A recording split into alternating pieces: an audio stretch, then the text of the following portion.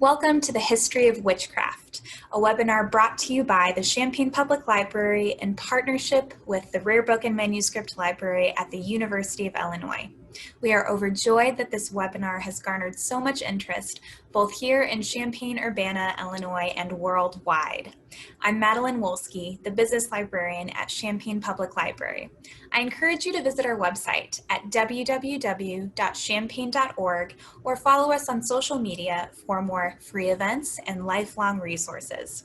Without further ado, I'd like to introduce our two speakers who curate magical manuscripts, Dr. Cait Coker and Ruthann Miller. Thank you for that fantastic introduction. My name is Ruthann Miller, and we have about 45 minutes prepared for you, complete with items from the Rare Book and Manuscript Library's collection. Before we get started, there is one big disclaimer that we'd like to address. We will be exclusively discussing Western European witchcraft, specifically between about 1400 and 1700. To begin, how are we defining and describing witchcraft? The essential characteristics of witchcraft underwent a change around the 1400s. Prior to this, witchcraft, or what we would think of as witchcraft, was focused on pagan beliefs and folk traditions. It was the village healer that used local herbs to cure illness. It was the midwife who could save the life of a newborn baby and its mother. It was the practitioner who could summon rain in a drought. Our first item is an Ostracon that dates to about 500 to 700 CE. An Ostracon is a piece of pottery that has been broken off an earthen vessel and then used as a writing surface. Typically, the pieces are broken off first and then the writing was added. It was pretty convenient to use these fragments as writing surfaces because they can be really durable and portable. This one that we are looking at here is from Egypt and is written in Coptic. According to the inscription, this is a magical charm. If you look closely, there is a representation of a winged figure surrounded by Coptic text. A small piece of pottery or wood with an inscription could be turned into a protection charm that would be easy to carry. As I mentioned earlier, things began to change around the 1400s though. Witchcraft came to have a twofold emphasis, maleficia and demonolatry. Maleficia is, essentially, acts of harmful magic. For example, a practitioner uses magic to decimate a field of crops. Maleficia is also the basis for most definitions of witchcraft around the world. Honestly, there is nothing abnormal about including maleficia. There is good, bad, and lots of in-between in all of us, witches as well. The counterpoint to maleficia is benevolent magic, which is pretty much what it sounds like, magic that has well-meaning intentions.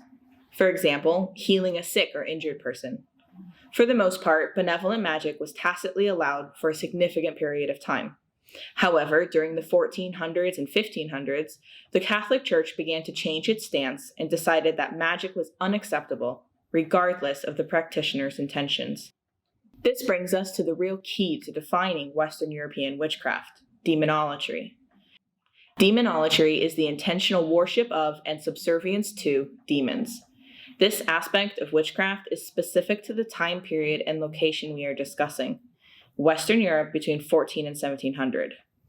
Before we really dive into the demonolatry aspect, we're going to talk a little bit about heresy. In many respects, the development of medieval witchcraft is closely bound to heresy and the struggle to express religious feeling beyond the limits of what the Catholic Church would tolerate. The Church and European witchcraft are so closely intertwined because, in many ways, you cannot have one without the other. In order to worship the Christian devil, you must believe in the Christian devil, which means you need to be Christian. This complex relationship between witches and demons is a characteristic of Christian witchcraft.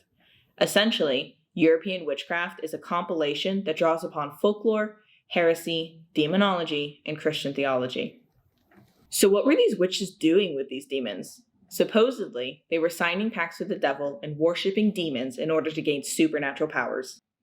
For context, the medieval church, on some level, expected people to believe in demons. Demonic possession was not really considered witchcraft, but actively signing a pact with the devil was. Accused witches were charged with not just signing the devil's book, but also sealing their pact by copulating with the devil himself. They were also accused of partaking in the Sabbat, which was essentially a mass orgy in the woods hosted by the devil and his demons. It is important to note that the Sabbat does not appear in medieval witchcraft until the end of the 1400s. As mentioned earlier, this is in line with the shift in the perceived practice of witches. I'd also like to take a moment and point out that the Black Mass and covens were not part of medieval witchcraft. For a pop culture example of these, The Chilling Adventures of Sabrina has a Hollywood version of a coven, a Black Mass, and the relationship between the devil, demons, and witches. But how did witches get to these Sabbats in the woods? They flew on their broomsticks, of course. The image of a witch flying on a broomstick is pretty iconic, but there are some important historical aspects that we're going to talk about. First of all, the ability to fly is a product of the use of flying ointment.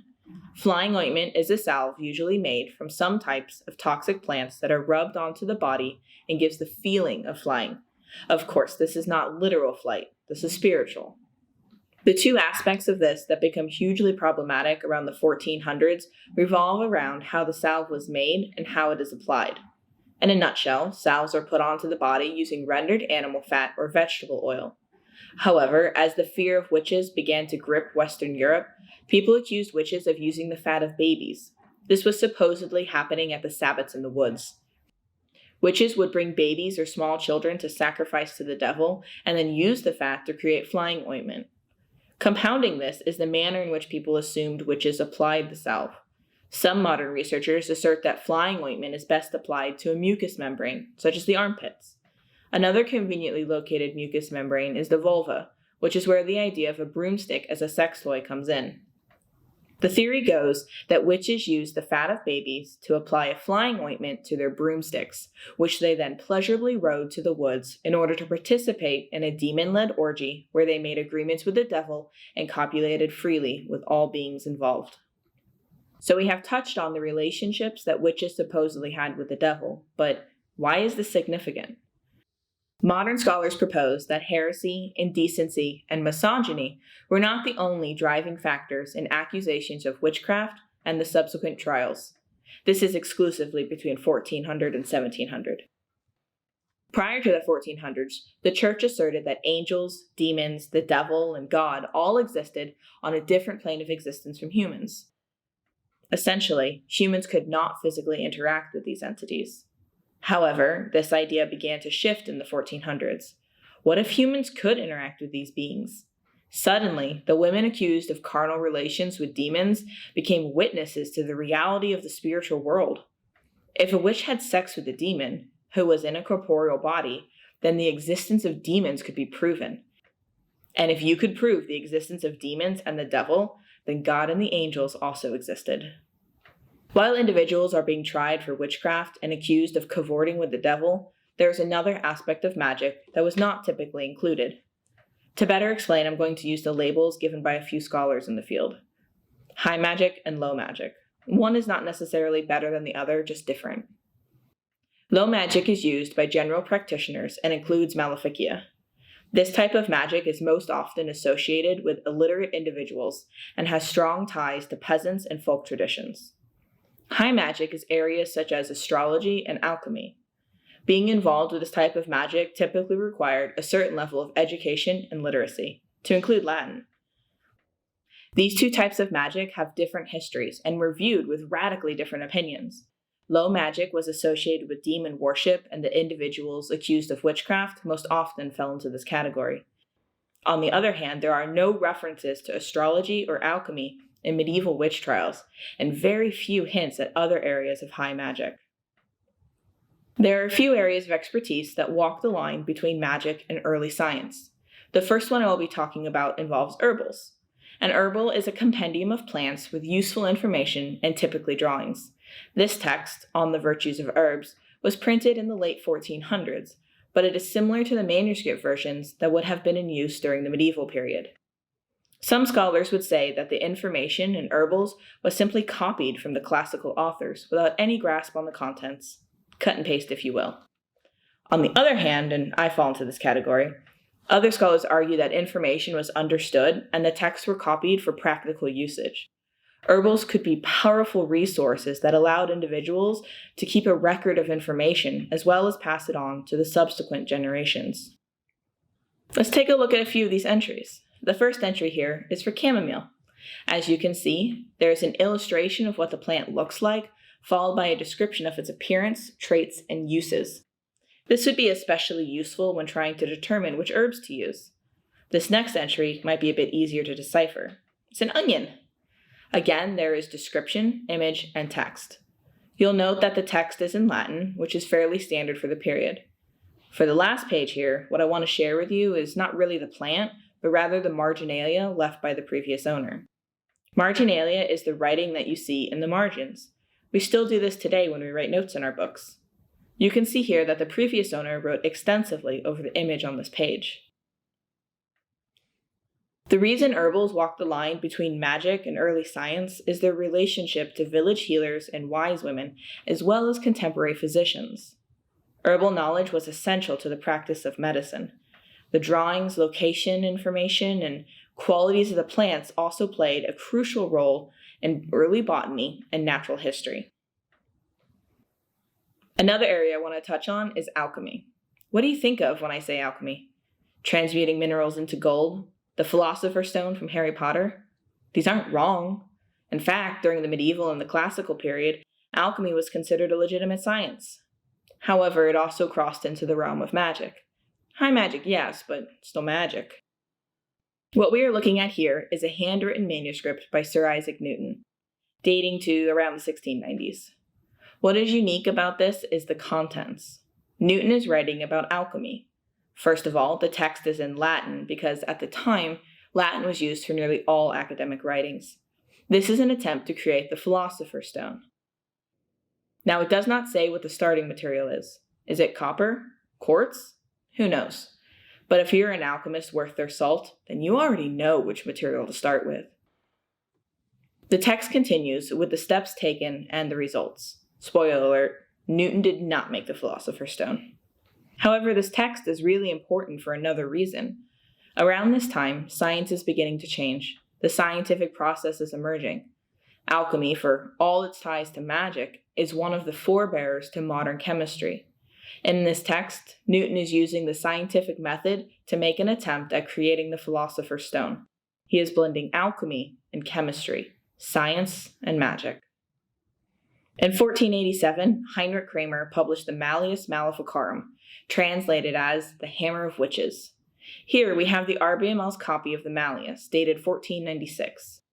Kramer's work would become a guidebook of sorts and was designed to aid in the identification, prosecution, and dispatching of witches. The Malleus would also go on to become notorious for its misogynistic text. The first part of the text sets out to confirm the existence of witches and then points out the necessity of identifying and arresting practitioners. Part 2 covers the stuff that witches could do. This includes hailstorms, turning men into beasts, and other nefarious acts.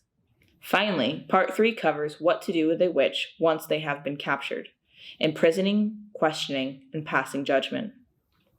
The most infamous section, Part 1, Chapter 6, explains why it is mostly women who are involved with demons and quotes all of the most unflattering and hateful sections on women in the Bible, classical literature, and Christian theology. Earlier, we discussed the carnal relations that women were having with the demons.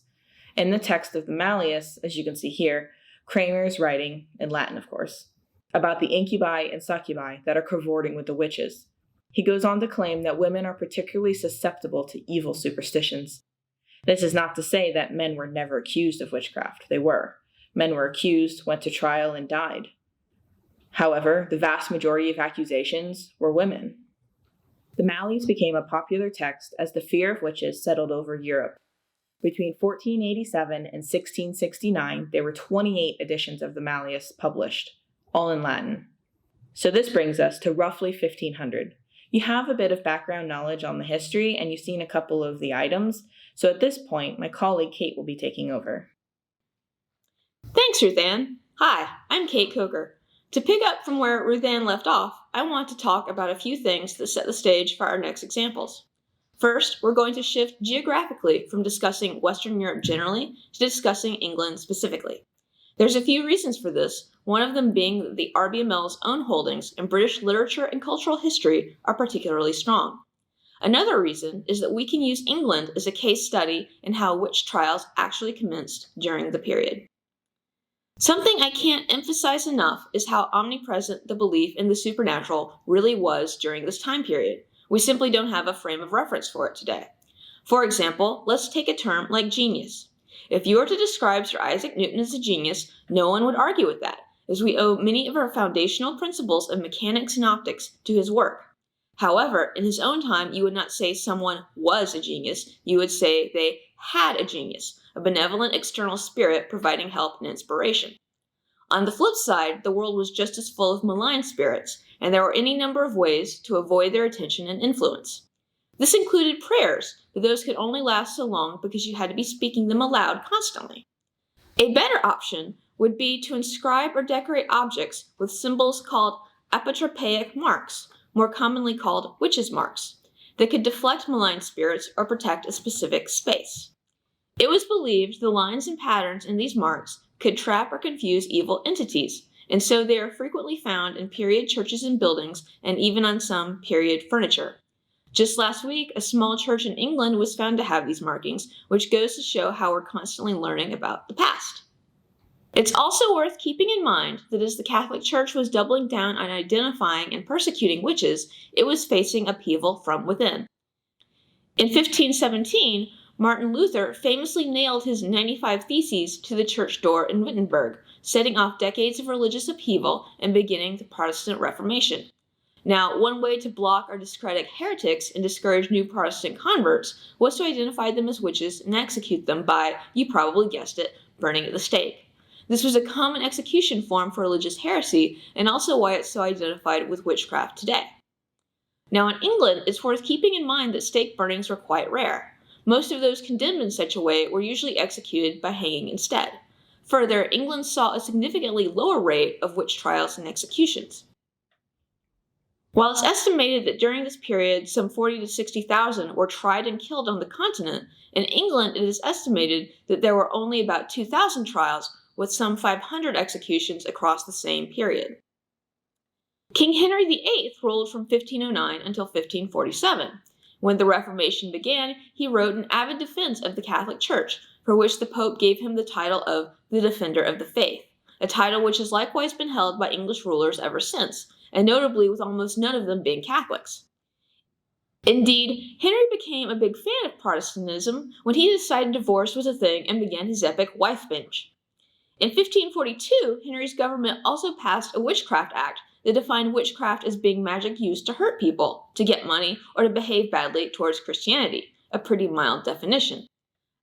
After Henry passed, there were several years of short-lived interim rulers, and things got really bloody between the Catholics and the Protestants. Finally, in 1558, Elizabeth I came to the throne and things settled. It's really worth noting that the numbers of bloody executions go down dramatically when you have a stable ruler in government. Go figure. In 1563, the Act Against Conjurations, Enchantments, and Witchcrafts was passed, which expanded on Henry's Act to specify that those killed with magic be punished with death as well. Now, this is interesting because one of the foremost members of Elizabeth's court was John Dee, a noted occultist, antiquarian, and some argue intelligencer or spymaster. Dee was also the royal astrologer, and it was fashionable and even customary for nobles at the time to consult astrologers for prognostications of the future. Dee also was inspired by the Rosicrucian movement, which, like the Renaissance humanism of the continent, drew upon classical works as well as more exotic esoterica to examine both the physical and the spiritual worlds. He also wrote several Hermetic manuscripts and possibly owned the famous Voynich manuscript, which is yet to be deciphered to this day. In short, Elizabeth's law distinguished between the good magic and the Maleficia that Ruthann described. And so here's a manuscript entitled Craft of Conjuring and How to Rule the Fiery Spirits of the Planets and Make the Devil Appear. It was written by an unknown author around 1590, towards the end of Elizabeth's reign, and is indicative of the high magic that Ruthann referenced earlier. This manuscript combines Christian theology with Greek astrology and what appears to be Kabbalist charts. So it was drawing on the Hermetic and Rosicrucian eclecticism that was in vogue at the time. That said, several of our colleagues have asked us if we're going to try summoning something as part of our lecture, and the answer is no. No, we are not. Finally, something I want to conclude with before moving on is that this book is an example of a manuscript made for circulation. You'll notice that it's written as what we would call a fair copy, meant to be easily readable to others, as opposed to the messy notes you'd more likely make for yourself. During this time period, print was popular, but manuscript circulation remained a way to distinguish your work as rather highbrow. Plus, you didn't have any state censors who would interfere.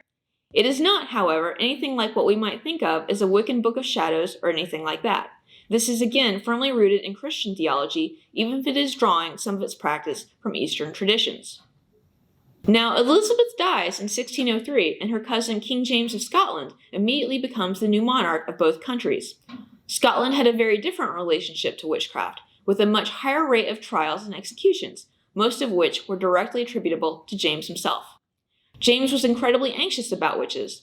I mentioned the witch marks that people would draw on buildings and belongings for protection, and these marks have been found many times over the years in rooms where James stayed or visited. He was fanatical about identifying and getting rid of witches, and he wrote a book about it entitled Demonology. Amongst other things, he argues that the identification of witches should be its own branch of theology, and that even small children are viable witnesses to the court. This will be very relevant later. He also differentiates between witchcraft and necromancy, stating that witches are servants to the devil, while necromancers are the devil's masters. In 1604, he updated the Witchcraft Act of his predecessors, allowing penalty of death without benefit of clergy and moving witchcraft trials from the ecclesiastical courts to the common courts, meaning you could try witchcraft alongside offenses such as theft, assault, perjury, or murder. King James was also an unpopular ruler. Not only was he following the golden age of Elizabeth, he was a bit of a bully who attempted to persecute poets he didn't like. He wanted to arrest Edmund Spenser, who wrote The Faerie Queene, for instance, because he felt that the poem's villainess resembled his mother, and who wanted to fully combine the governments of England and Scotland, which the parliaments of both countries were vehemently opposed to. He also had a string of male favorites, probably lovers, that some people were less than thrilled about. Early in his reign, there were several attempts against his life, most notably in the Gunpowder Plot of 1605. What happens is that a plot is discovered in which dissident Catholics would blow up Parliament and kill the king, while leading a popular revolt which would eventually see James's 9-year-old daughter installed on the throne as a Catholic head of state. If you know anything about English child rulers, you know how well this would go for the kid. If you don't, well, it turns out that child rulers have a nasty tendency to get murdered and replaced pretty quickly. An anonymous letter was sent detailing the whole plot, and people were immediately arrested and executed. The day is saved, and ever after, the English celebrate Guy Fawkes Night, after the man who was responsible for guarding the gunpowder, and remember, the 5th of November. Also, we're so used to seeing those anonymous masks today, but those are Guy Fawkes masks, so you get the sense of how much this is stuck around today. Now, this incident leads to the invention of 3 of the most popular witches of all time. Written in 1606, and some think maybe commissioned by James or some of his followers, is a popular play called Macbeth by a playwright you may have heard of named William Shakespeare. The play concerns the murder of a Scottish monarch that is inspired by 3 weird sisters who chant double, double, toil and trouble, fire burn, and cauldron bubble. With the king murdered, the country descends into disorder until the murderer is killed and the rightful monarch restored. It's classic state propaganda that draws heavily on theological themes connecting the good of the state with the good of the monarch. Fun times. Now, here's a funny story to keep in mind, though. No copy of that anonymous letter currently exists, and indeed it was lost soon after it was found. Some people soon afterwards, and historians today, think that there is a reason to believe that the Gunpowder Plot was manufactured to enable anti-Catholic legislation and to entrench an unpopular monarch through patriotic sentiment. Mission accomplished. Now, just a few years later, in 1612, we have one of the most famous witchcraft trials in all of English history. The Wonderful Discovery of Witches in the County of Lancaster was written by Thomas Potts, who was the clerk for the trials, and it contains brief accounts of the examinations for all of the men and women involved. Interestingly, it is dedicated to Thomas Knight, who is credited with apprehending Guy Fawkes and preventing the gunpowder plot. Why would that be? Hold on to that thought. To start off, the area of Pendle and Lancaster was, at the time, a rather poor and somewhat crime-ridden area that had also seen a number of identified Catholics either executed or forcibly moved out of the country. The story starts when Alison Device is on the road and encounters a peddler and wants to buy some pins from him. Here the account gets a bit mixed up. The peddler didn't want to sell pins to her because she was a known witch and he feared she would use them for ill purposes, or possibly he just didn't want to undo his pact for a small sale. Either way, they had some kind of altercation during which Alison curses him, and the peddler appears to have what we would identify today as a stroke, and he falls down and seems to be in damaged health after. Now, interestingly, Alison is the one convinced of her own power here, and she confesses what she did to the man's son, who then brings her before the authorities. From there, the account expands, and Device's extended family is examined, including James Device, who eventually confesses a plan among several families to blow up Lancaster Castle. The authorities interrupt a meeting at Malcolm Tower and arrest everyone there, for a total of some 20 people, men and women, who are brought before the court.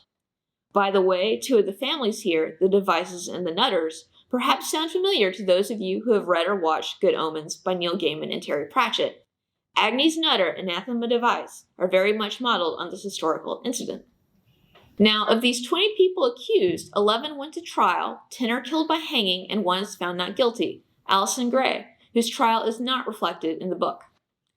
Of the confessions that are wrangled out of everyone, you get the familiar litany of crimes, such as murdering people and children, eating babies, all that good stuff, and again with a weird plot to blow up Lancaster Castle. Modern historians now suggest that this detail is something the magistrates and examiners forced James Device to say to make a clear parallel to the gunpowder plot. It is also generally agreed that the meeting at Malcolm Tower was probably a secret Catholic mass as it was held on Good Friday, and it has been found that other family members of those involved had previously been executed for being Jesuits. In short, Alison aside, it seems that a lot of what happened was political theater. Eventually, both examiners, shortly after this, are rewarded for their work with better positions and with some lands. Today, Pendle Hill is apparently a popular tourist spot for Halloween and still has a reputation for witchcraft. Perhaps one of the most distressing aspects of these trials is that of Janet Device. Janet is 9 years old at the time of the trials. Remember earlier I mentioned that James put into law that children were viable witnesses. Janet would have been separated from her family during the examinations. She gives testimony against her family, including her mother, that leads to their executions. Some people wonder about this. Did she know what she was doing? Was she coached or led on in some way? We don't know. This 9-year-old kid disappears from the record after this, maybe. 20 years later, there is a Jeanette Device imprisoned and charged with witchcraft and murder. This trial takes place under King Charles I, who had very different policies than his father, and he orders a cross-examination that reveals that the accuser, in that case, fabricated evidence. If this is the same Jeanette, she's pardoned and not executed, but she does remain in jail and eventually dies there. Now, this last book makes an interesting epilogue to this whole story. The Late Lancashire Witches is a play that would have been written and performed as the adult Jeanette Device is being left to literally rot in jail. It was incredibly successful in its time, and it is a comedy capitalizing on the popularity of the witch trials. The plot revolves around a guy who finds his wife is secretly a leader of the Coven of Witches and can shapeshift into a cat. A lot of the comedy apparently revolves around the shift in dynamics when wives are more powerful than husbands. Eventually, she is brought to trial, and resolution comes with the restoration of traditional power roles. The epilogue ends rather thoughtfully with a bit of verse. What of their story further shall ensue? We must refer to time, ourselves to you. Now, reading this in our own time, what can we take away? Well, I would argue that the common themes that have come through in these investigations revolve around how people, and especially marginalized people, are divided when others decide they have something to gain from it. Whether it's the church, the state, or even just your neighbors, you should always ask yourself who wins when society's most vulnerable are being penalized, or when children are being forcibly separated from their parents, or when laws are being rewritten to make the powerful even more so. And on that cheerful note, I think we're ready for some questions, right?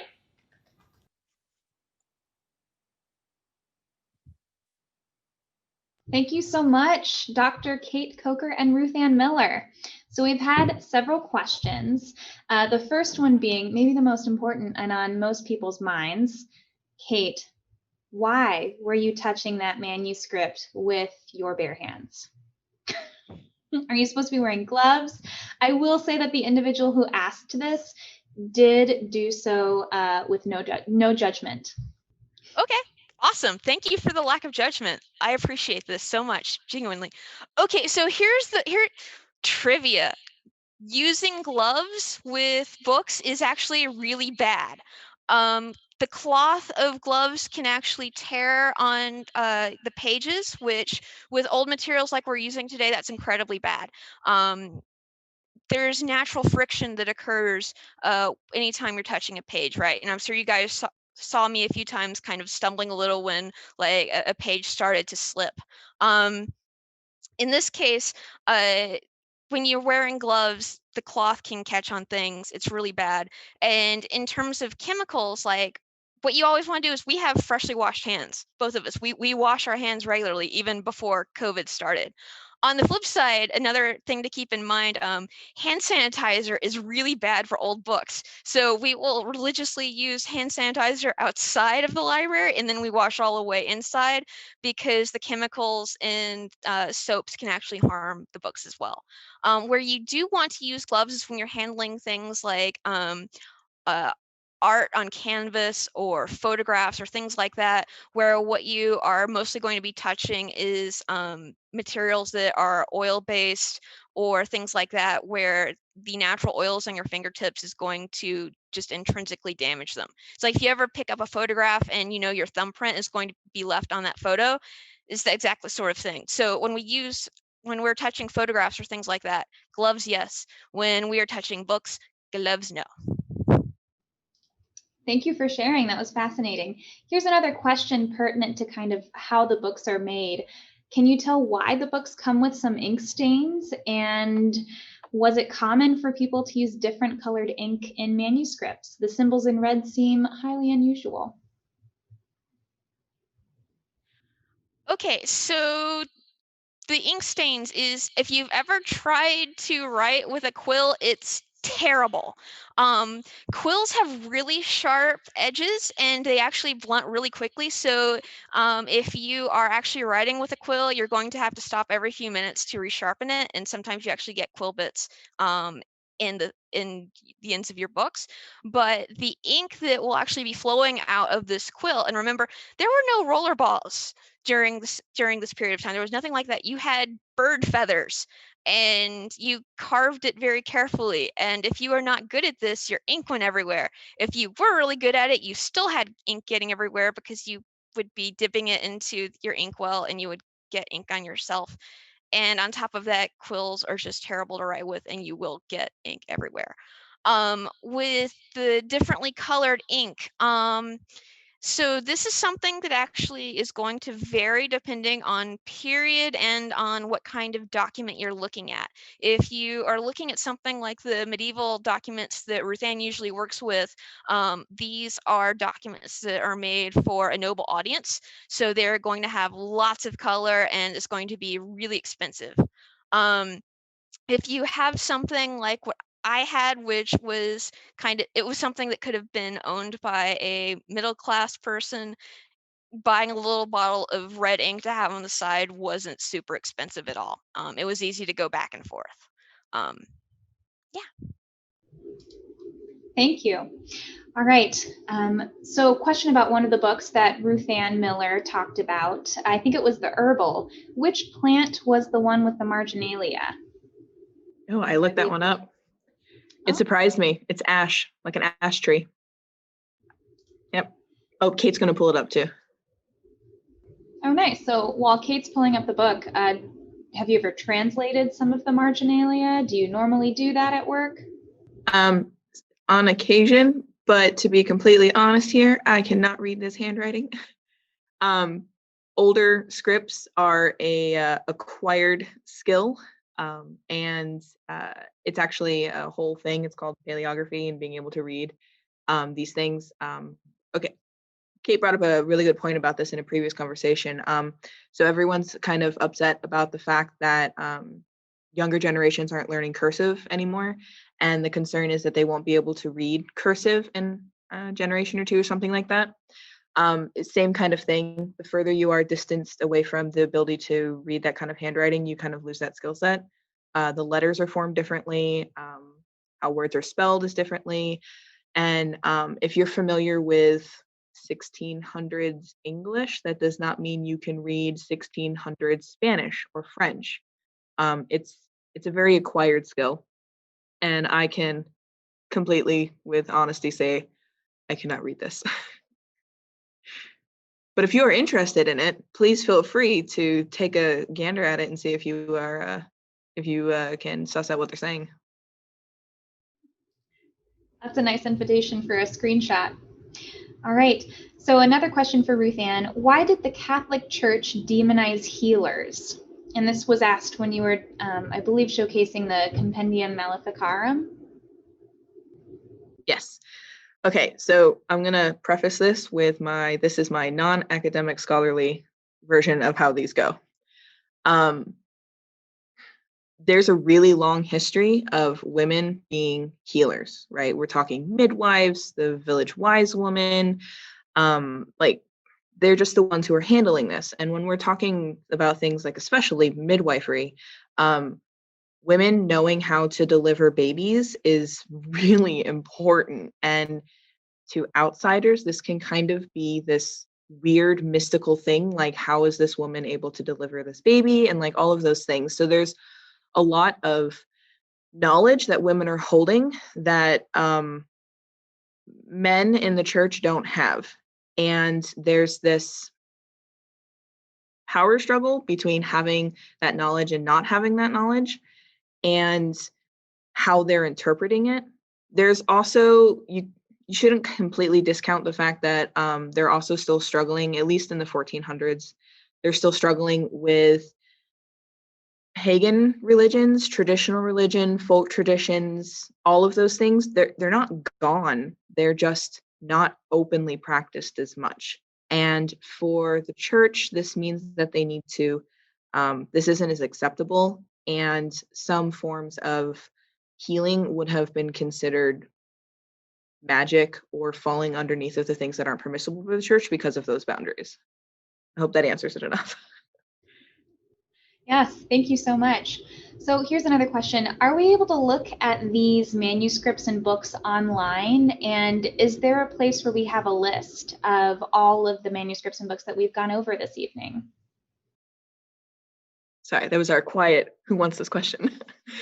So yes, there is a list of the books and manuscripts that we went over. Cait and I created a research guide that can be found on the Rare Book and Manuscript site. We will be posting the link to that when links go out in the chat. So you can click on the research guide, and it's got the bibliography for everything that we used and a couple of other sources if you're interested in them.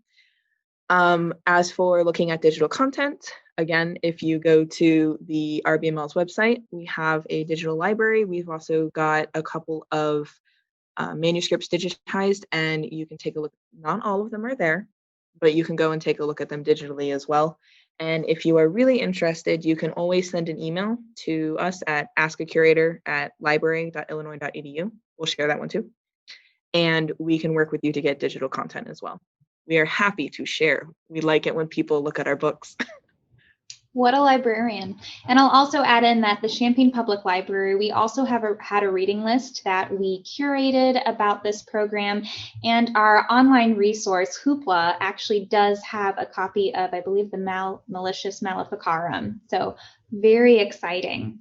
And we have someone who just asked, can we go more detail on some of the witches' rituals, like the ones that supposedly summon demons, without doing them, of course? Another silent trading of information. Okay, I'll start. Okay, we're going to share this question. From the historical point, I think that the easy answer to that is you have to understand that this is the historical record written by the individuals who were This is not written by the victims. This is not written by the practitioners. This is not written by the people who are necessarily doing these doing these acts. So you're getting a bit of a biased view of how these things are happening. For example, the whole broomstick thing I talked about. Women were not flying through the air, right? Like, this is not something that happened, but it's being put into these trial records for other reasons. People really believed this, that these poor women were doing these things. So there is a certain biases here when we're talking about summoning demons. The other thing is, it's similar to what we talked about with Newton and the alchemy and his creation of the Philosopher's Stone. For all of these things that they say that they are trying to do, Newton didn't make the Philosopher's Stone. So you can make your attempt at summoning your demons, but that doesn't mean that the demons are going to come. You want to take over now, Cait?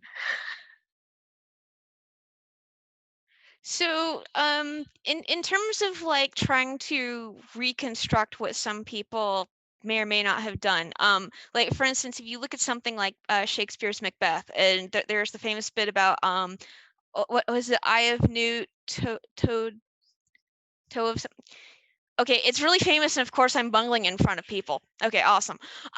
But you know, you see references in plays and other materials of the period where it's just kind of like sort of like known folk magic of what you do for this, that, and the other, right? It's like the equivalent of, you know, today we have like the thing about, well, if you want to summon Bloody Mary, you go into the bathroom and you stand in the mirror and you spin 3 times fast and stuff like that, right? So you have this kind of like urban legendary before you necessarily have what we would consider to be urban life, right? You also have some like serious occultists who are writing detailed kind of accounts of this, that, or the other. For instance, John Dee wrote a lot of manuscripts, and his manuscripts still exist, although I'm totally also blanking on where his stuff survives today. But anyway, he wrote a number of things about you know, when he was contacting different, you know, beings and so on. But the thing you have to, you know, think about as well is like, okay, was he actually talking to somebody? Was he making it up because his boss is the queen, and if he takes a step wrong, she can have his head lopped off at any second? Or you know, or is he just someone who is perhaps experiencing reality a little different? You have wide varieties of, you know, why people are doing things or why they think that would work. There's in chat, someone was talking about the flying ointment as a hallucinogen, and yes, when Ruthann was talking about the various kinds of toxic plants, you can see references in other herbals to things that are known to be toxic or to, you know, have effects on people. Basically, people did drugs back then. Good times. Thank you for reminiscing, Cait. We have another comment. So a lot of these terms, for example, Eye of Newt, wasn't that in reference to a specific plant? We had someone say maybe the daylily or even perhaps mustard seed. I'm just getting head nods. So we'll take it as yes. Yeah. Very cool. Lots of plants had different local names and stuff like that. So yeah. Sometimes you may be getting something called that sounds really exotic, and it's a plant. It's like mandrake fruit, which was described as being like a little baby, and then you look at it, and it's like a root vegetable, and you're like, okay. Very cool. Here's a question from our live Facebook. A lot of these books and items seem to be written from the perspective of the dominant society. How much writing is preserved from those accused of being witches, if any?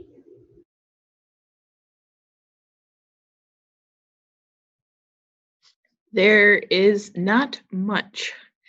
I can tell you that RBML doesn't have anything of witches who, of people who are accused of being witches. There are trial transcripts, so to speak, of women who are making their confessions on the stand, or they're doing it in the torture cell beforehand, but these are taken under duress and should not be taken literally. This is, of course, again, another symptom of history is written by the people in power. And if witches weren't, like, there was no way to preserve that level of culture. There's also not necessarily a written culture. A lot of traditions are oral, especially when we're talking about pagan and folk. So an oral tradition it just does not get captured in the same manner in which writing things down.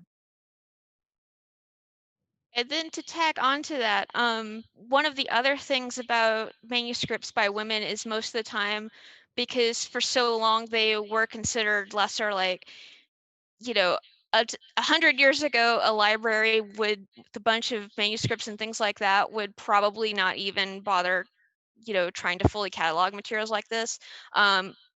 In the last 20, 30, 40 years, you've actually seen a push by scholars to revisit materials, and a lot of early writing by women are commonly found in collections called domestic papers or miscellanea or things like that. And this is how the kind of history of women's reading and writing has been dramatically expanded over the last few years, because people have actually just started to go back and actually look at what was writing or what has been saved.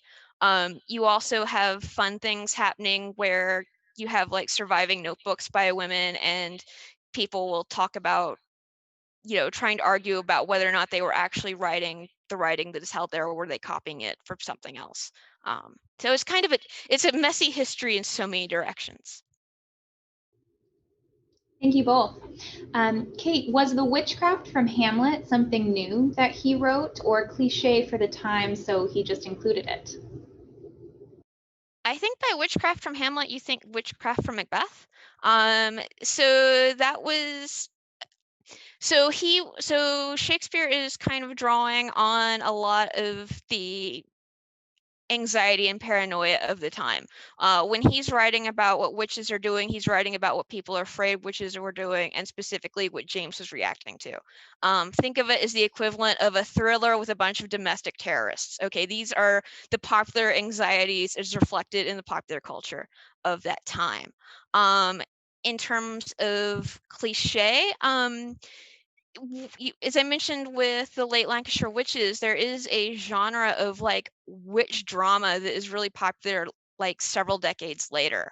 And so at least of the things that we know that survive of plays from when he was writing, which would have been the 1590s and the early 1600s, there's actually much less witchcraft depicted on stage. It's when you get into the period under King James where witches start appearing much more. Very cool, thank you. So do you think that there's a particular manuscript that has influenced modern pop culture's conception of witchcraft, or is that Shakespeare's, or would you say there's something else? Or has it morphed too much over the past 4 to 5 centuries? I would vote for the Malleus Maleficarum. Up until, of course, this is up until the end of the 1900s, witchcraft has been taboo and not socially acceptable and all of these things. And that is due in a major way to the Malleus and how it portrays witches, how it portrays women, and how Europe reacted to witches and all of the things after this. So it's lasting results for driving force behind how witches were hunted and persecuted and tried. It was used as evidence in witchcraft trials. That's my vote, the long-standing one. Do you have a vote, Cait? Okay. So since Cait's in agreement, you had mentioned taboo. So Ruthann, in the beginning of your lecture, someone had noticed that you talked about baby blood broomstick sex toys. So this is crazy. It's something that we still consider pretty taboo now. Was this so uncommon to write about then as it is now, or why would they even get away with something like that? About using baby fat and flying on broomsticks? Yes, yeah. This was sensational literature. And let's be honest here, the scandal of a witch trial is why we all tuned in, right? I mean, everyone, it's fascinating to us now. It was fascinating to people of the contemporary time period. Yes, the church is looking and prosecuting, and women are dying, and it's all of these things are going on as well. But there's also this drive to have it broadcast to the public and for the public to know about this. And one of the best ways to get it out there is something that people are morbidly interested in watching or reading at this time or hearing about. So when you hear that babies are being kidnapped and taken to the woods, where women are having all kinds of relationships with everyone who is in the woods, including the devil, then you're, well, I want to know more. What happened? Tell me about this. And it becomes this thing that it's blown out of proportion, but everyone tunes in for it. And to tack onto that, like, look at, what we're seeing in our own culture. Look at QAnon. Look at Pizzagate. 2016, people were convinced that there was a child, like, slave ring being run out of a pizza joint in DC, and people went in with armed to go liberate them, and it was just a pizza place. Like, anytime you can use stuff to demonize other people, humans, like, latch onto that. It's just human nature, sadly. Yeah, thank you both. So another question, was the class of the women who were accused taken into consideration? Sure. Sorry, our who wants this discussion over here. Yes and no. I would say yes, because the accusations, of course, are mostly directed at lower class women. This comes from like the neighbor whose cow dies after a confrontation with the spinster next door, and the neighbor decides that this is witchcraft and makes an accusation. Those types of things happen all the time, but this is not to say that women of the upper class are completely immune. They're happening too.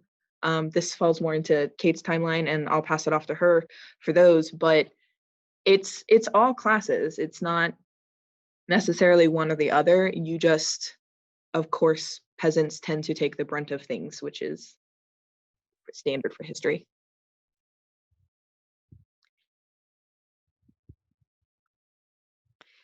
So what I'm doing is I'm pulling up the list of people from the late Lancashire, or not, the discovery of the Lancashire witches. And so you can see, like, the names of the people. This is the list of people who are on trial for their lives. And to also, like, jump onto another question I saw in chat about men. Look at this sex breakdown. Anne Whittle, Elizabeth Device, James Device, Anne Redfern, Alice Snyder, Catherine Hewitt, John Bulcock, Jane Bulcock, Alison Device, Isabel Roby. Okay, so this gives you, like, an idea of, like, the gender breakdown of who would be considered culpable. You have two guys here, and you have a bunch of women. So men were absolutely accused of witchcraft. They too died. These are all people who did not make it. I'm blanking. I think, if I'm remembering correctly, I think Anne Redfern was one of these women. It was a wealthy widow from the time period. She was landed. She had wealth. I hope that was Anne Redfern. I think it is. But one of the reasons that they went after her was because she did have land.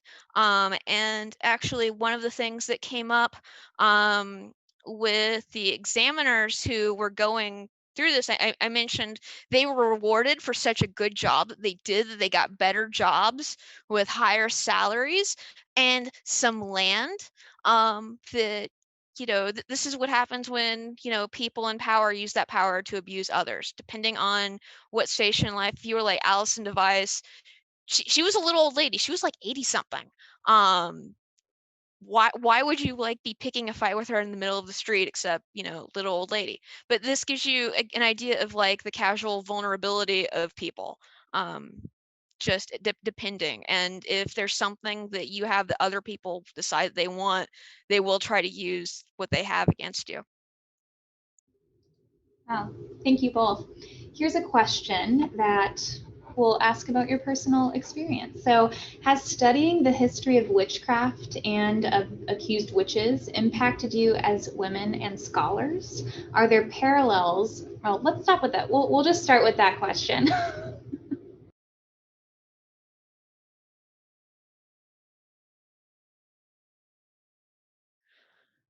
Oh man, bringing out the deep thoughts on a Thursday night, huh? Okay, so one thing that I'm constantly aware of is that I am a scholar who I like popular topics, and I also like studying gender. And I'm very lucky that I have always ended up at institutions that have supported me, and they have supported my work. Depending on where you are working or where you are, you can definitely see people who are given a rough time. And that's not just touching on magic or witchcraft or things like that. This can be anything that's considered unpopular or something scholars can poo-poo. And depending on what field you're in and trends and fads, that can vary widely. um when I personally think about the work that I'm doing, I focus mostly on popular culture. More typically, I also look at vampires in popular culture because I think they're really interesting in how they too are always culture anxieties. The idea of what we think of as predator and dangerous changes over time, but there's always some similarities to that. Um, yeah, I'm gonna tag that onto that. Ruthann, your turn.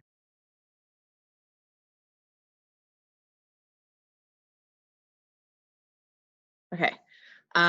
Let's see.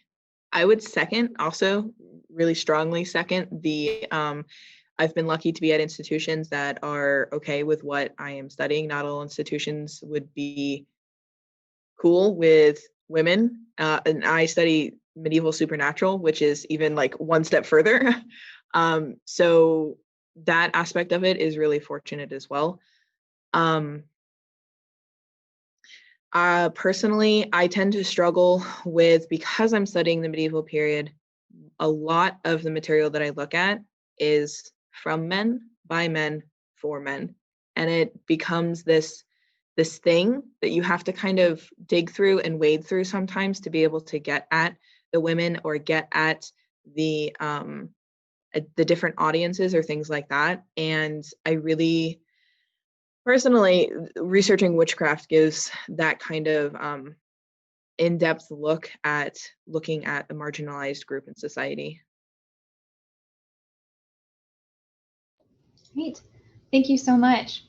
So speaking of the supernatural, someone earlier had asked about the Werewolf Mania. Were there any parallels or, I guess, overlap between Werewolf Mania and the sensationalism of witchcraft that we know of, that y'all know of? Okay, so we were looking at each other and we were like, do you know much about that? Do you know? I know a little. The werewolf mania that I know of is primarily in the 18th century in France. I don't know if that's what the person is referencing. That's the only part that I know. But it does again come into again, culture anxieties and boogeymen. Particularly in the mid 18th century, there was the Beast of Lavant, which apologies if I mispronounce that. My French is non-existent. But there was this beast that was killing people, and there was speculations that it was a werewolf, and there was a kind of popular literature revolving around lycanthropy and stuff like that. But what that kind of ties into what it prior to the French Revolution is these all of the abuses and murders and stuff that happen among the lower classes. It's all of this creepy stuff that the peasantry are out doing, and isn't that really neat and fascinating in a really reality TV kind of way? And of course, meanwhile, in real life, you have a populace that is abused and starving to death, and eventually gets to the point where they have had enough of this, basically. So there's a couple of different ways to read that. And if that's not what you're talking about, I'm sorry, and I don't know. And I want to tag Ruthann now. Mine comes from mostly traditional religion and folk and pagan. It's very minimal. Human shapeshifters have kind of like always been a thing, and wolves are, boogeymen, the thing that kind of happens. People who exist on the fringes of society, kind of thing. I know that's not super helpful, but it exists in pagan tradition. Well, thank you both. Back to witchcraft. Can you comment on how the fall of the commons and the rise of capitalism led to the devaluing of women's work, especially older women, leading to the specific targeting of, quote, non-productive members of society as witches? Can I? Okay, you guys are going to hear way too much about my PhD research, and I apologize in advance. Okay, so when you're talking, and I assume by fall of the commons, you're talking about in the 17th century when the kind of common lands are being. The idea was in England and the British Isles, you had areas called the commons, and these were open areas that were shared by everybody. In the 17th century and into the 18th, basically class warfare kicks in seriously, and so there is this idea of starting to privatize public property. There is actually an early movement called the Diggers, which are they're kind of 17th century Green Party people. They believe in fostering a kind of a ecologically friendly kind of society and things like that. And there's a really amazing piece by, oh man, I'm Gerard, somebody Gerard. Basically what he does is he rewrites the Bible as the apple basically being the discovery of property. And once you start to take fruit and identify as something that can be consumed, that's when the sin of man happens. It's amazing, y'all. And so what you see with the way the actual kind of pre-industrial systems work is it's very guild heavy. What you see is people would basically, it's kind of like an early kind of higher education. The idea is for membership, you would buy a spot for your kid into professional training. They would spend the next several years working off this debt. And when they've paid off or when they've reached the age of 24, whichever comes first, they are freed, and then they become journeymen, and then they can go into business for themselves. Okay, this is a guild system that in England has worked for several hundred years. Obligatory disclaimer, I am again focusing on England because that's what I know. I know much less about guild systems on the continent. Okay, so what you also see in the 17th century, particularly in the printing trades, is you see a sudden influx of women as stationers, which are printers, booksellers, things like that, and scriveners, aka public notaries. But if you compare that to other guilds, you will have seen women present several hundred years earlier. The Guild of Fletchers, people who make bows and arrows, the Guild of Mercers, et cetera, et cetera, et cetera. Someone in the chat, Gerard Winstanley, yes, thank you. Things I try to remember on Thursday night. And so what you see, the system kind of, its demise is actually on par with the birth of the industrial pre-industrial units in the 18th century, right? And so is this kind of, all of a sudden the population expands dramatically. Because of this, the middle class starts to expand dramatically. The guild system, the archaic guild system basically cannot keep up.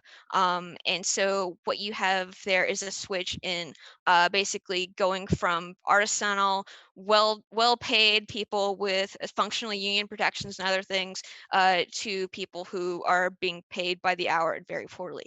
When it comes to the devaluing of women's work, again, this is something where depending on what guild you're in, that would absolutely matter. So for instance, if you were looking at women as guild members, or who are not allowed in the guild, they are being paid much, much less than their male counterparts. The idea of the specific targeting of non-productive members of society, however, that is something that actually is very on par with the Puritan movement and stuff like that. Into the 16th and 17th century, you could actually be accused of being a vagrant or being unemployed and stuff, and people would get very angry at you and try to send you to jail or otherwise discipline you for not having a job, which was not necessarily a function of laziness, although that is something the powers that be argued it was. It was also a function of a rapidly changing workforce. Does any of this sound familiar? I'm going to shut up. Thank you so much, Cait. I am politely passing this back to Madeline because this is past my time period. Okay. Yeah, and also we do have a lot of other questions. Are y'all comfortable continuing with the Q&A?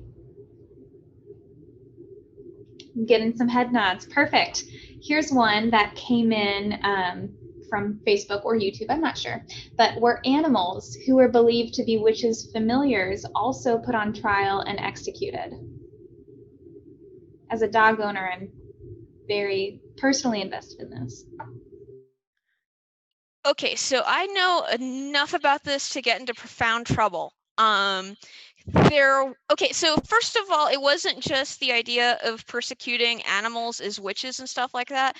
You actually had legal precedent to put any animal on trial because reasons. There's a famous one where like a horse kicks somebody in the head and they die. So then the town puts the horse on trial and the horse ends up getting hanged for murder, apparently.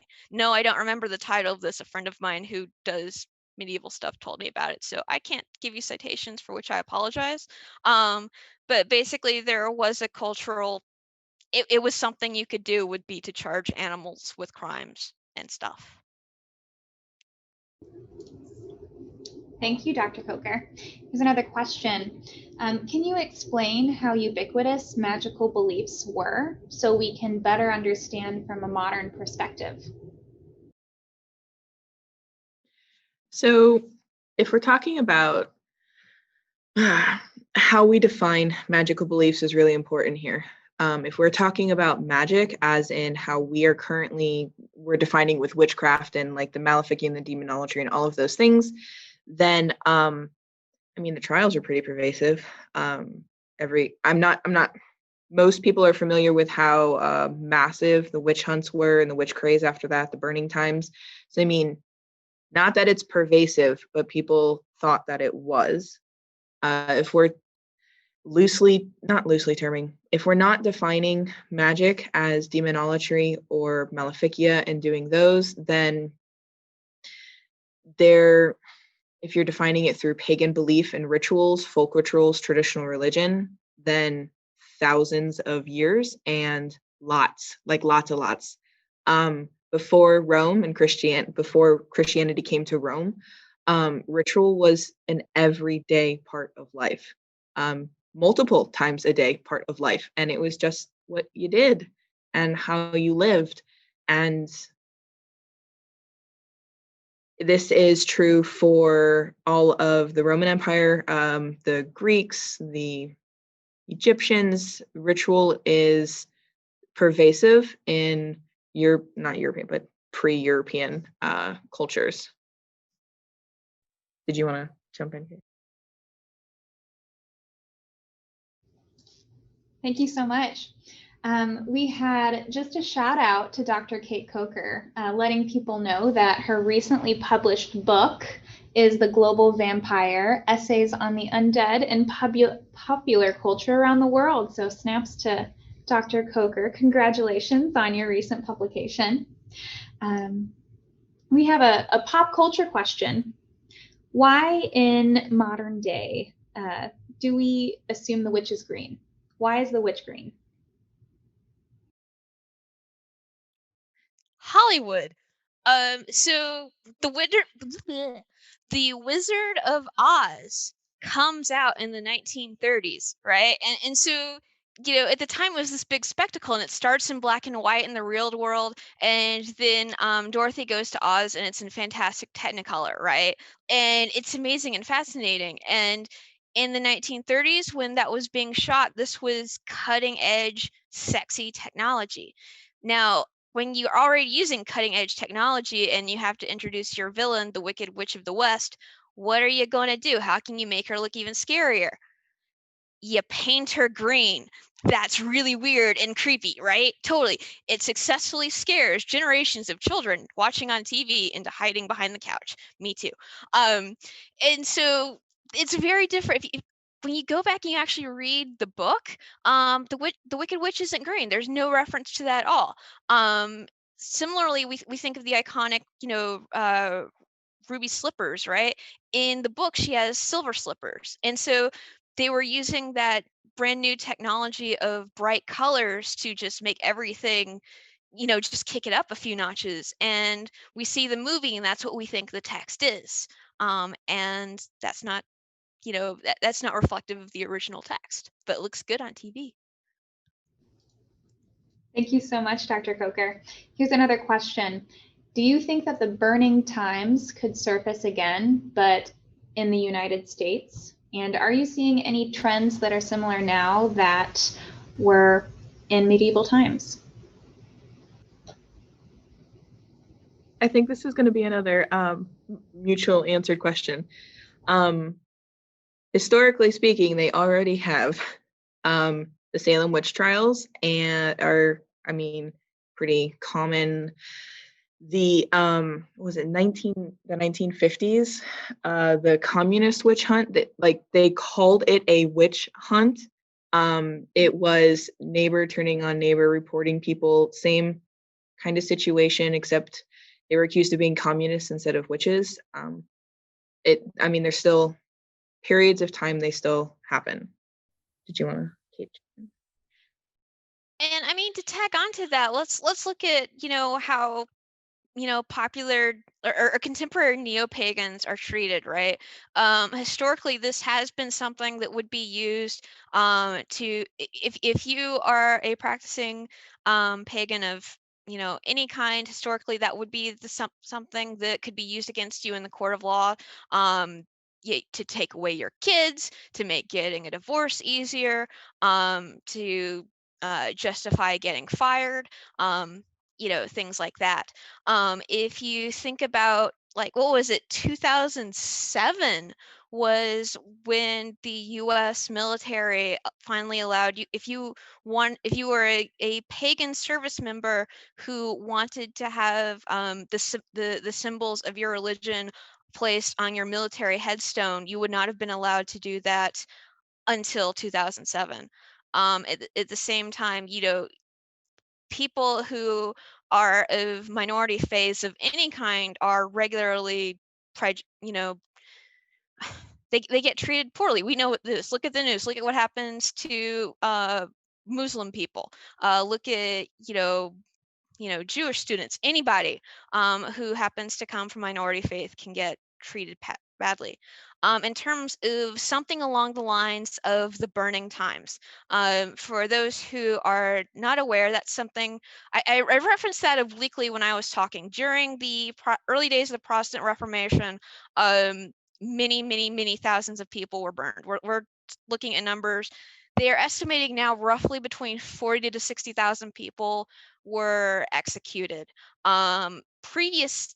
Previous estimates, I think, from scholarship in the 80s and 90s had that something like roughly 2 million, if I'm recalling, but now the number is more or less, I think, accepted as 40 to 60,000. And there was the overlap between people who were accused of witches or who were being, they are witches because they're Protestants, right? And this idea of, mass incarceration, mass executions, and so on and so forth.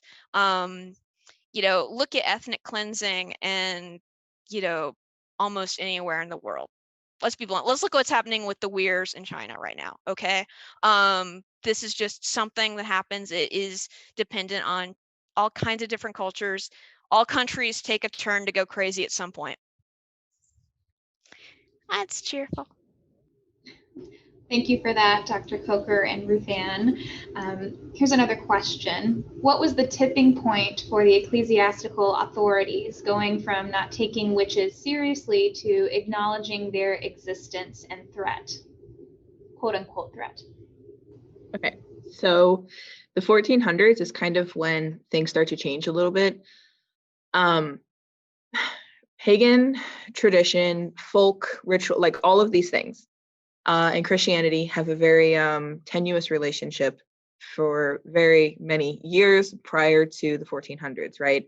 So there's this balance between Christianity just turning, not necessarily hunting down someone because they're still doing their rituals or whatever that they are doing, and then openly going after and accusing them of heresy, right?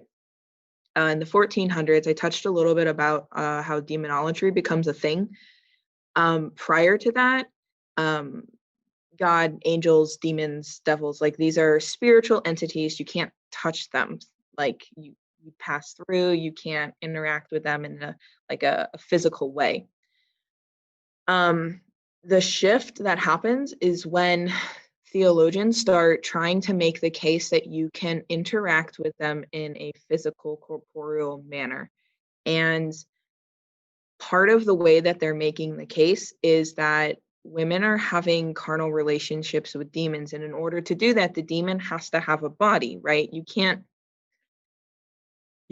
partake in all of the physical aspects of sex without having a physical body, right? So if a demon has a body, and the witches are, of course, are also having these relations with the devil. So if the demon and the devil have physical bodies and you can interact with them, they're real, right? That means that their counterpoints, God and the angels, are also real. And this is proving their existence. And so, yes, there's a whole bunch of misogyny going on here. And yes, there's a whole bunch of other stuff underneath of the surface.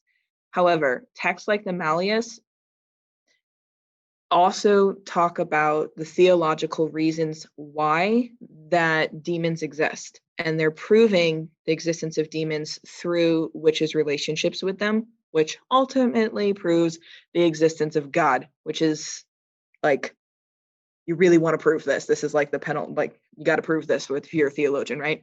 So that's kind of, I don't want to say it's the tipping point for how witches are becoming persecuted. There's also a level of heresy and just the church isn't putting up with ritual practice anymore. That is a thing, but they're also trying to make a different argument here as well. Thank you so much. So another question, are there any parallels you see in society today in regards to interpreting female behavior as witch-like? I don't think the look and see who's going to talk is ever going to get old for me, so. We will eventually manage, telepathy, but until then, we will just kind of look and like go,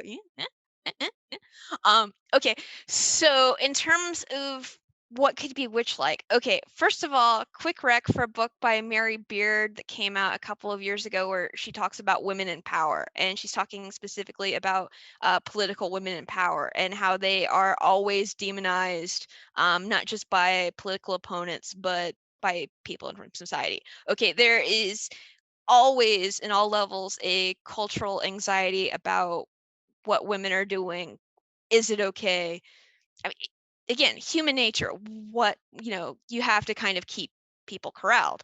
And it's one of those things that, like, I study the popular vampire, and so people are always like, so, like, Kate, what did you think of Twilight?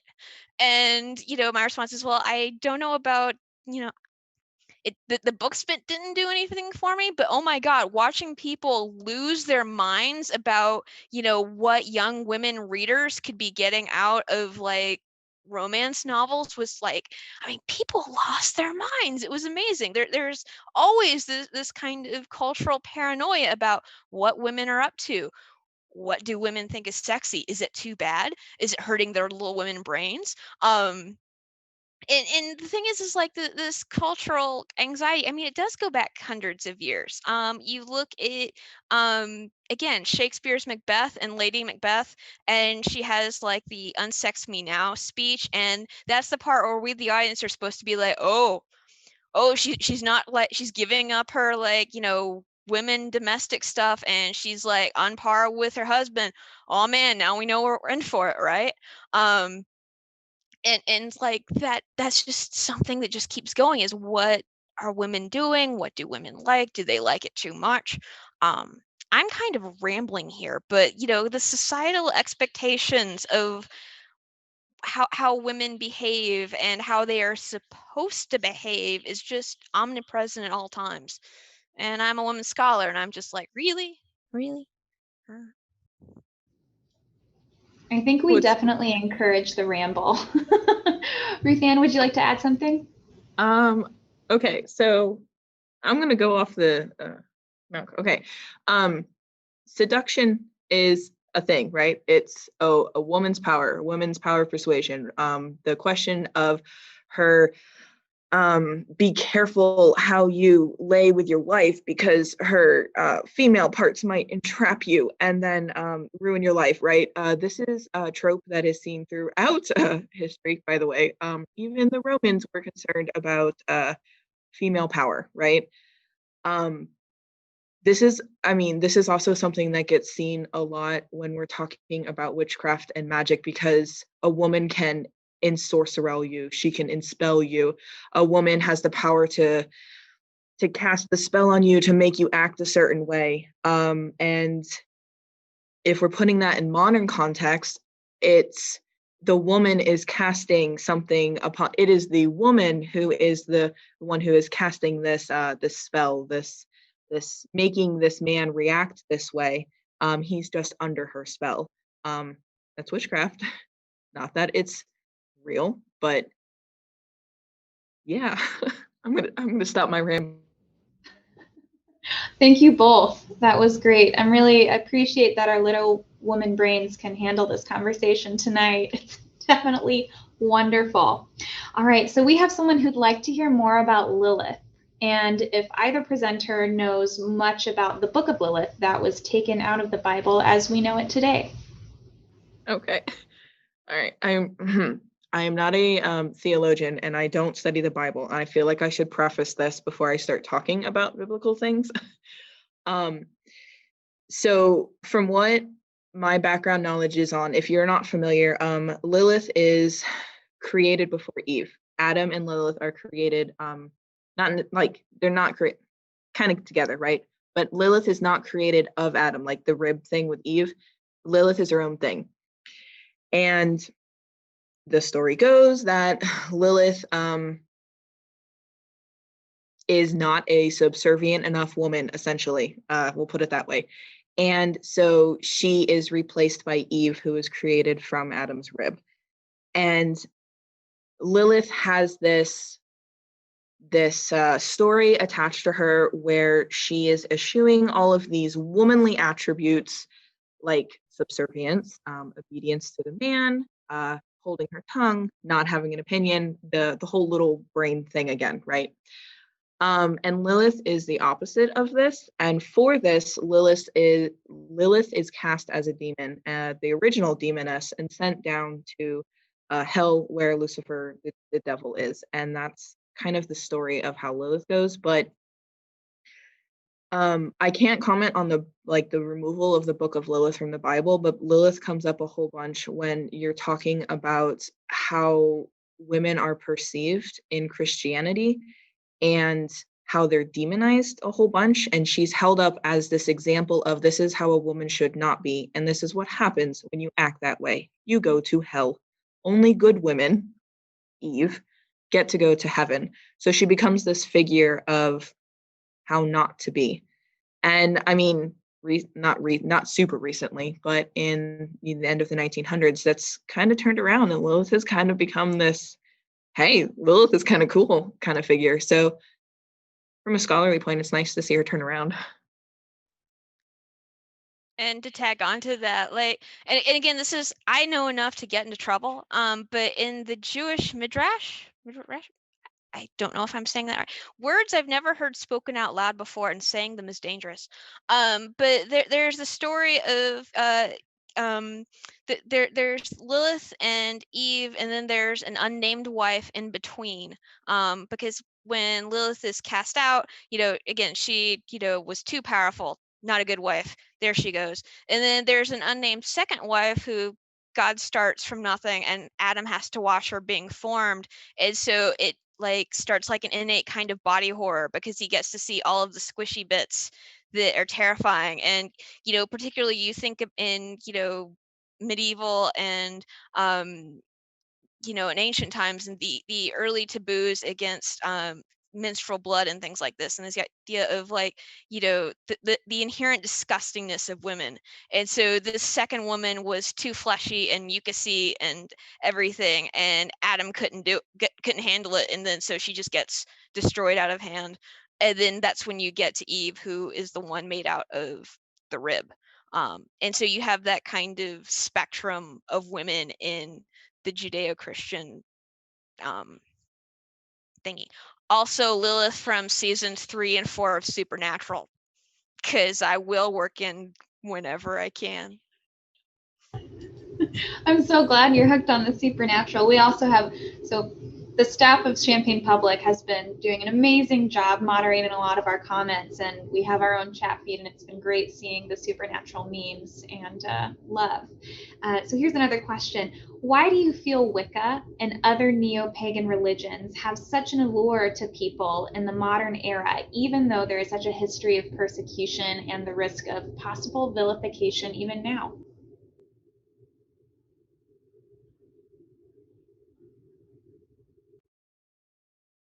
Okay, we're going to take turns with this, and here's hoping. Okay, so me personally, here's what I think. I think that culturally there are always people who innately have an allure of what is forbidden. And if what is forbidden is certain kinds of practice, whatever they may be, that's what they are going to veer to. If you look at other, marginalized religions over the period of time, like you look at something like Mormonism and how people in the 19th century treated that religion, there are people who were drawn to it and practiced it, felt a pride in how they were treated badly by the rest of society. Similarly, I think there are a number of people who of neo-pagan faiths who feel that they get something out of being outsiders of society in general.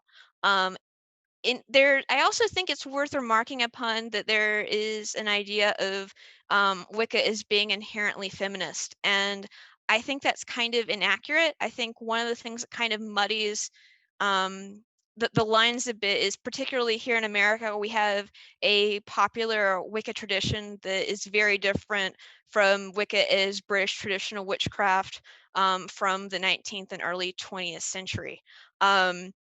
And so I think kind of keeping these things in mind as to what people are actually practicing and why they are practicing it is going to vary extensively depending on exactly what it is that they're doing. That makes sense. Okay, I'm just gonna point out that they never went away. Like, it didn't stop. Pagan traditions, yes, they've changed, of course. Everything changes, right? But it's not like they went from pre-Christian Rome and just disappeared. They've just always been here, and whether or not they've been socially acceptable is whether or not you can talk about it. Obvious reasons, in the 14 to 1700s, if you are a practicing pagan, you aren't telling anybody you are a practicing pagan because someone's going to accuse you of witchcraft. So it's just something that is not completely socially acceptable, but a lot more than it used to be. So it's something that can be addressed and brought out into the open a lot more than it once could be.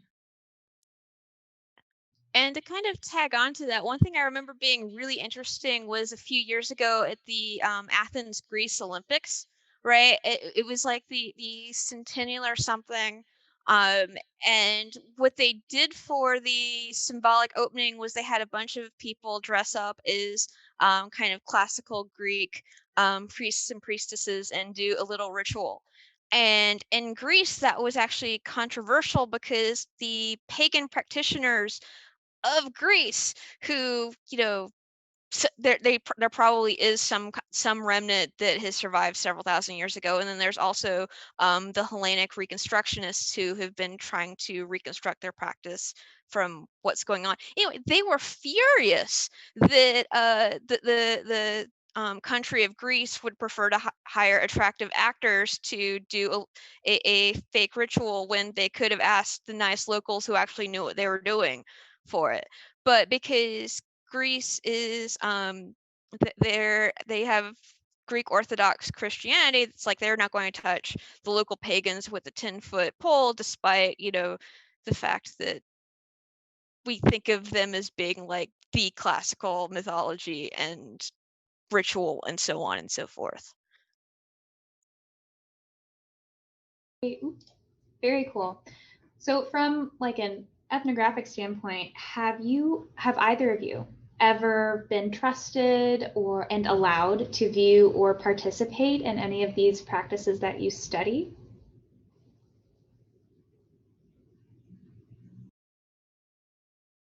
Okay, so I will say that for me personally, okay, how to say this? Okay, so depending on what tradition you're talking about, they really do not want outsiders there. And I have some very good friends who are like, Cait, we love you. You're awesome. But you don't go where we go, so we're not going to let you come over. And you know what? I'm cool with that. I respect that. I think that, you know, in terms of what people are willing to share and so on and so forth, that's something that's it's not just an individual matter, it's something of practical matter. Like again, if you draw like an example from another culture, like Mormon temples, and you're not allowed to go in them if you are not Mormon. That's basically the how the rule is, right? But there are times like when like the temple is being built, or before it's consecrated or something like that, where for a limited time period people can go in to visit as tourists, basically, right? And so it's this idea of, depending on what your religion is and how institutionalized it is, those rules are going to vary immensely. Also, quick book rec, Margot Adler's Drawing Down the Moon, which is a classic, is a big ethnographic study. There was an update that she did in 2005, maybe. Anyway, to get an idea of like just a broad range of practice with like hard numbers and things, that's a good book to go to. Thank you so much. We have time for one more question. And this one is, astrology used to be considered a science, and an important royal one at that. Was there a certain person or event that led its fall from grace?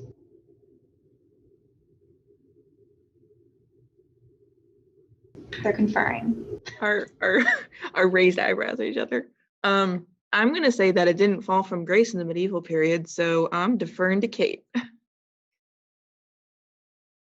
And I'm going to say it was okay. So I always the disclaimer, focusing on England. I mentioned Queen Elizabeth had her royal astrologer John Dee, right? So it was good then. When James comes to power again, he's super paranoid, and so people who are into these kinds, it becomes, you know, not a normal thing. It becomes something you can do if you want, and then you get to you seriously get into the Puritanism, who are really staunchly no to everything, right?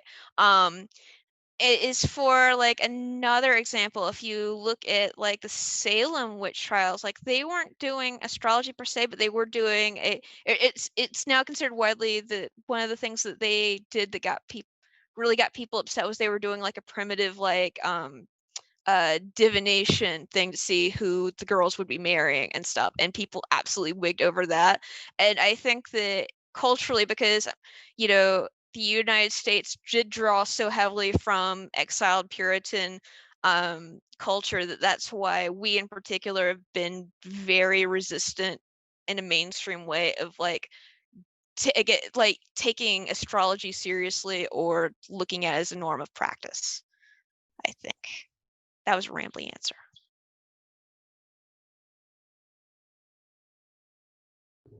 All right, well, thank you. And I lied. We just got in another question from YouTube, and it's too good not to ask. So here's the official last question. And it is, so how were books like Grimoires produced and circulated in the Middle Ages? And how did these books make it into present day? And I feel like this question also encompasses a lot of the manuscripts you have at the Rare Book and Manuscript Library. How have they stayed in such amazing condition for the age that they are? Sure. For the medieval period with grimoires being circulated, if we're not talking about novelties here, they would have been like generational family type of things. Think like family Bibles that get passed down within families so that the knowledge stays there. And then that just, sometimes it's just luck which books make it the centuries into modern day. If something is being produced as a primer or grimoire, then it has a better chance of surviving and making it into more hands, which ups its chances to make it into modern day publications. We don't have any grimoires. I can't think of any off of the top of my head where they would be located. That's a good point. Cornell has a fantastic witchcraft collection. I would recommend looking there. They might actually have one, but they're going to be really rare. Medieval manuscripts are rare, and the ones from the margins of society are even more so. So it makes it harder to get. For the ones that do survive, they survive because a lot of them were produced and they just were pervasive enough. Someone really liked this book and they kept it. One of the what's the word I'm looking for, that survives in the most amount books from the medieval period are books of hours, and they're essentially like little prayer books or prayers that you do at a certain hour of the day. And a whole bunch of them survive because they were like treasured objects. You carried them with you. They were really important to people. And they'd get passed down along in families and things like that. Plus, most of them are gorgeous. They're illuminated and they're illustrated, and you keep the pretty things, right? So that's how medieval books kind of make it through. And into that, you want to talk about the printed ones?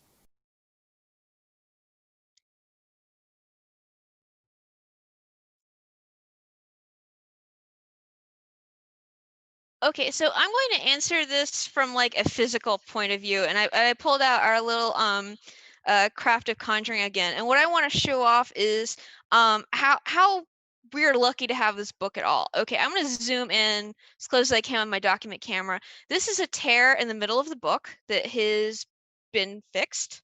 The fact of the matter is that with a lot of books, the way they survive is crazy random happenstance and luck. That is why, even with something as super popular as Shakespeare's works or things like that, there are titles that we suspect have been lost. There are books that we know once existed or basically read to death. You can look at this individual manuscript. You can see it's had a hard life. Okay, look at how well thumbed these pages are. If I were wearing gloves, this would do so much damage to that. Look at the staining on this paper. Now, on the flip side, because of just the material making of books from several hundred years ago, they're using good rag paper.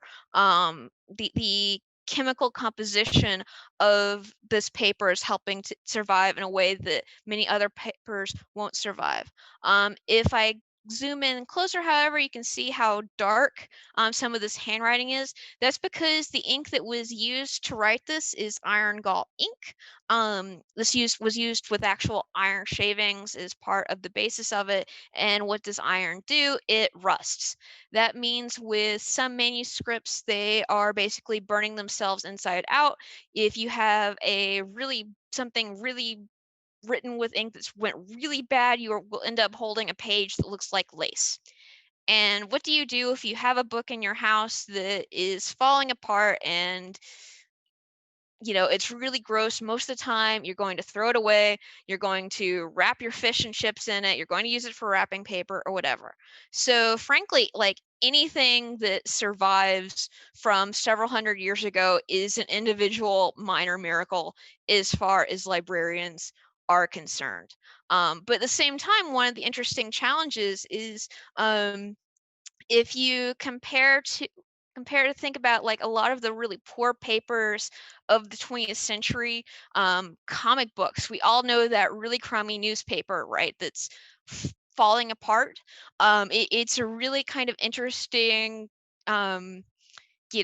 kind of conundrum that we can have books that are hundreds and hundreds of years old, and just as long as we avoid fire and water and other bad things, they will survive hundreds of years more.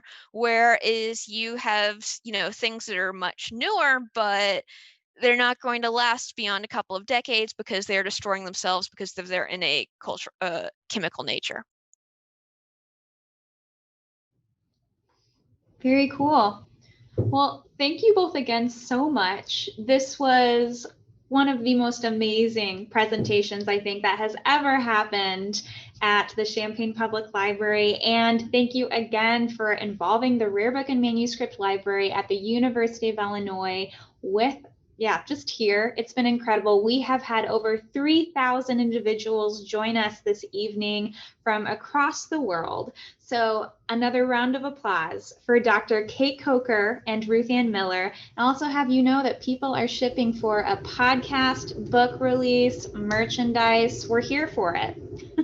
So I hope you all who are enjoying this at home, who have enjoyed this at home, again, know that Champaign Public Library, we have a lot of additional free webinars. You can find them online at our website, www.champaign.org.